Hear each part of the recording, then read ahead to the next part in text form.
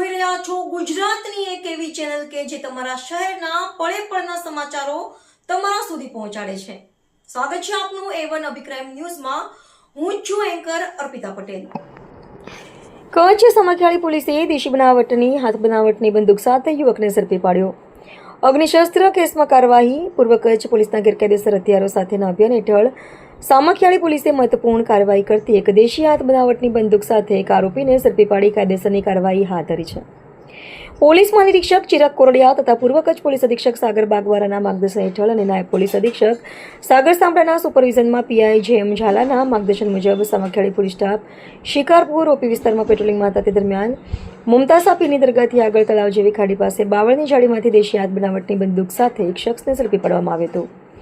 પકડાયેલા આરોપીની ઓળખ ફારૂક રમઝાનભાઈ ત્રાયા રહે કોલીવાસ શિકારપુર તાલુકો ભચાઉ તરીકે થઈ છે। આરોપી પાસેથી અંદાજિત ₹5,000ની કિંમતની એક દેશી હાથ બનાવટની પિસ્તોલ મળી આવી છે। રિપોર્ટર ભરત ઠાકોર।